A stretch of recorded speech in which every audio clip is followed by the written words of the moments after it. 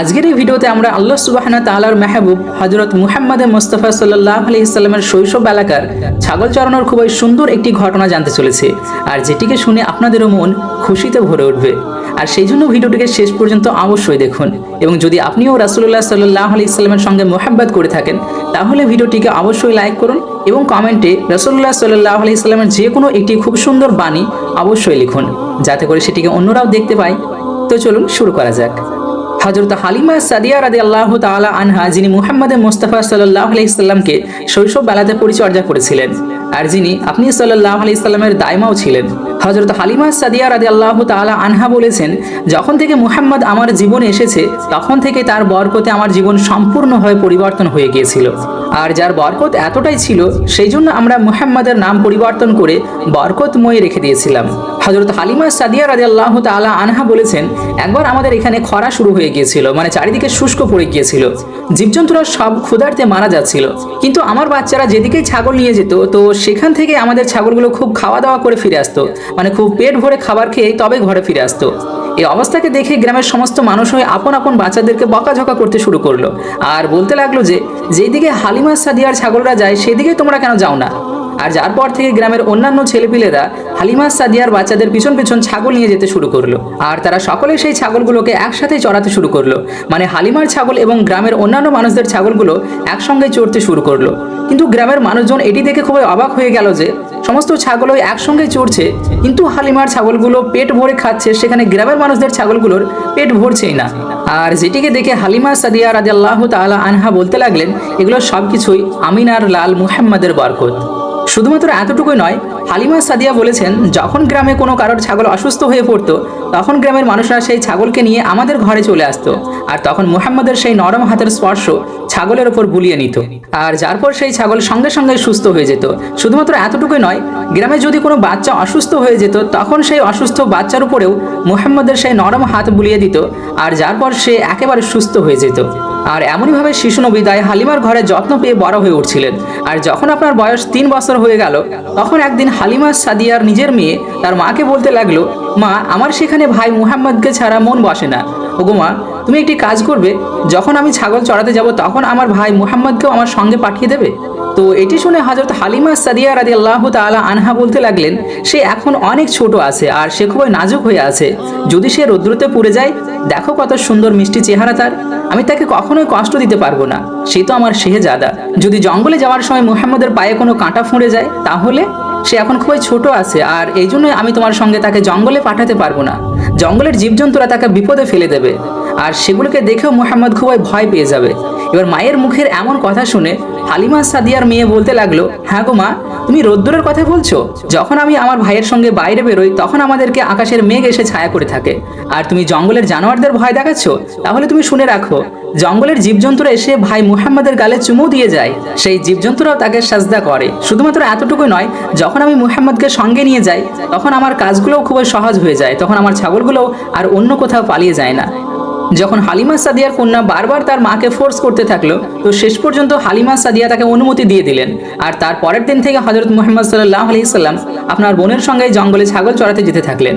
আর যখন রোদ্দুর প্রখর হতো তখন আসমানের একটি মেঘ এসে আপনাকে ছায়া করতে শুরু করতো, আর এমনইভাবে প্রায় কয়েকদিন পর্যন্ত আপনি সাল্লাল্লাহু আলাইহি সাল্লাম সেই বোনের সঙ্গে ছাগল চড়াতে যেতে থাকলেন। কিন্তু এরপর হযরত হালিমা সাদিয়া রাদিয়াল্লাহু তাআলা আনহা পুত্র মুহাম্মদকে থামিয়ে নিলেন আর বললেন যে তুমি আজকের পর থেকে আর কখনোই ছাগল চড়াতে যাবে না, কেননা তোমাকে আর আমি কষ্ট দিতে পারবো না। ও আমার পুত্র, আমি খুবই মুহাব্বত করি তোমাকে, আর সেই জন্য এক মুহূর্ত আমার কাছ থেকে তুমি দূরে থাকো সেটা আমার একদমই ভালো লাগে না। আর যদি বলো অন্য কথা, তাহলে তুমি আমার কাছে একটি বিশেষ দামি আমানত হয়ে আছো, আজকের পর থেকে আর তুমি কখনোই ছাগল চড়াতে যাবে না। আর এমনইভাবে হযরত হালিমা সাদিয়া রাদিয়াল্লাহু তাআলা আনহা পয়গম্বর মুহাম্মদ মুস্তাফা সাল্লাল্লাহু আলাইহি সাল্লামকে ছাগল চড়ানো থেকে বিরত রাখলেন। তারপর একদিন আপনি সাল্লাল্লাহু আলাইহি সাল্লাম আপনার বোনের সঙ্গে ছাগল চড়াতে গেলেন না, তার পরের দিনও আপনি ছাগল চড়াতে গেলেন না, এবং তৃতীয় দিনও আপনি ছাগল চড়াতে জঙ্গলে গেলেন না। তো এরপর হযরত হালিমা সাদিয়া দেখলেন তার কন্যা কান্না করতে করতে ঘরে ফিরে আসছে, আর যেটিকে দেখে হালিমা জিজ্ঞেস করলেন, কি হয়েছে, তুমি কাঁদছো কেন? তখন সে মাকে বলল, মা, আমাদের একটি ছাগলকে শিয়ালে ধরে নিয়ে গিয়েছে। যখন তাই হালিমা নিজের মেয়ের মুখে এমন কথা শুনলেন তো তখন তার চোখেও সঙ্গে সঙ্গে পানি চলে আসলো। এবার পাশেই দাঁড়িয়ে থাকা মুহাম্মদ মুস্তাফা সাল্লাল্লাহু আলাইহি সাল্লাম যখন নিজের মায়ের চোখে অশ্রু দেখলেন, তখন আপনি সাল্লাল্লাহু আলাইহি সাল্লামের চোখ থেকে অশ্রু ঝরতে শুরু করলো। কেননা আপনার হৃদয় খুবই নরম ছিল, কারণ দুঃখকে আপনি সহ্য করতে পারতেন না। আর সেখানে দায় হালিমা, সে তো আপনার মা ছিল। এরপর শিশুনবী বলতে লাগলেন, আম্মি জান তুমি কান্না কেন করছো?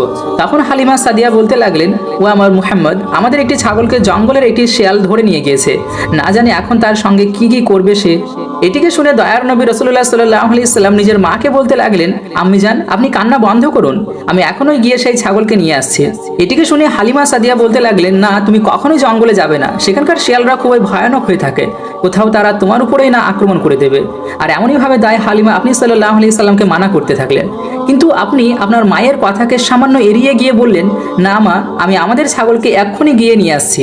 আর যার পর রাসূলুল্লাহ সাল্লাল্লাহু আলাইহি সাল্লাম জঙ্গলের দিকে নিজের ছাগলকে খোঁজার জন্য চলে গেলেন। আর জঙ্গলে পৌঁছিয়ে একটি কথা বললেন, হে সমস্ত জঙ্গলের জীবজন্তু এবং পশু পাখিরা, তোমরা সকলে এখানে চলে এসো আর বলো আমার মায়ের ছাগলকে কে নিয়ে গিয়েছে। আপনার কণ্ঠ শোনা মাত্রই সমস্ত জীবজন্তুরাই চলে আসলো এবং আপনাকে দেখে তারা সালাম করতে লাগলো। তারপর আপনি সাল্লাল্লাহু আলাইহি সাল্লাম বললেন, হে জঙ্গলের জানোয়াররা, আমার মায়ের ছাগলকে পুনরায় ফিরিয়ে দাও। আপনি সাল্লাল্লাহু আলাইহি সাল্লাম শুধুমাত্র এতটুকুই বললেন, তো জঙ্গলের সমস্ত জীবজন্তুরা সেই ছাগলকে সঙ্গে করে নিয়ে আপনার কাছে দৌড়ে চলে আসলো আর আপনার পায়ের কাছে মাথা নিচু করে সালামি দিতে শুরু করলো।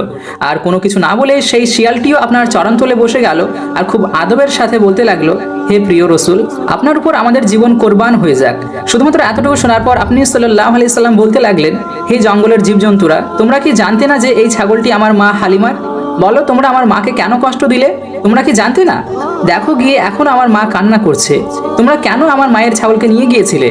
তখন সেই জন্তুরা বলতে লাগলো, ইয়া রাসূলুল্লাহ, আপনি তো ছাগল চড়ানোর জন্য কয়েকদিন জঙ্গলে আসলেন, আর সেই সময় তখন আমরা লুকিয়ে লুকিয়ে আপনার চেহারা মুবারককে দর্শন করতাম, আর এটিও দেখতাম যে এই সম্পূর্ণ কায়নাতকে সৃষ্টি করা পাকজাত তার নিজের মেহবুবকে কেমন করে বানিয়েছেন।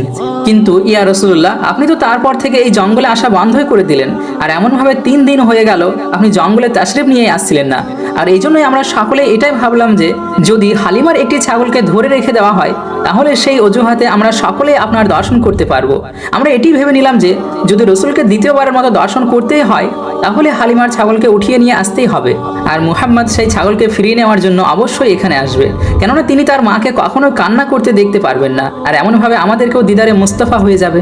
তারপর সেই জানোয়াররা বলতে লাগলো, হে আল্লাহ রসুল, আপনার উপর আমাদের জীবন কুরবান হয়ে যাক। এখানে এই ছাগলকে ধরা এক বাহানা ছিল, কিন্তু আমাদের উদ্দেশ্য ছিল আপনার চেহারা মুবারকের দর্শন করা, আর এই জন্যই আমরা আপনার আম্মার ছাগলকে নিশানা বানিয়েছিলাম। আপনারা দেখলেন মুহাব্বতের এই খুব সুন্দর দৃশ্যকে। এই জন্তু জানোয়ারদের মধ্যে সিংহও ছিল, যাকে সবচেয়ে ভয়ঙ্কর প্রাণী মনে করা হয়ে থাকে। শিয়াল যাদেরকেও ভয়ঙ্কর মনে করা হয়ে থাকে, তারাও ছিল এর সঙ্গে। এই জঙ্গলে যতগুলো ভয়ানক ভয়ানক জন্তু ছিল, সকলেই এদের মধ্যে উপস্থিত ছিল। যদি একটি ছাগলকে কোনো শিয়াল কিংবা বাঘ ধরে নিয়ে যায়, তাহলে কখনোই তাকে ছেড়ে দেয় না। কিন্তু আপনি এখানে মুহাব্বতকে দেখুন, জন্তু জানোয়াররাও তাকে সাজদা করতেছিল, আর সেই তিনি ছিলেন আমাদের দয়ার নবী, মায়ার নবী মুহাম্মদ মুস্তাফা সাল্লাল্লাহু আলাইহি সাল্লাম। আর সেই মহামানবেরই উম্মত আমরা। কোনো কিছু না পারলেও শুধুমাত্র এইটুকুর জন্য নিজেকে গর্ব করব। আল্লাহ রাব্বুল আলামিনের কাছে দোয়া যে তিনি যেন আমাদেরকে রাসূলুল্লাহ সাল্লাল্লাহু আলাইহি সাল্লামের নির্দেশ মোতাবেক চলার তৌফিক দান করেন। আমিন সুম্মা আমিন। আমরা আশা রাখছি আজকের এই ভিডিওটি আপনাদের অবশ্যই ভালো লেগেছে। আর ভালো লাগার সবচেয়ে খুব সুন্দর প্রকাশ এটি যে আপনি ভিডিওটিকে লাইক করে আপনার প্রিয়জন এবং ফ্যামিলির মাঝে শেয়ার করুন। শুকরিয়া। আসসালামু আলাইকুম ওয়া রাহমাতুল্লাহি ওয়া বারাকাতুহু।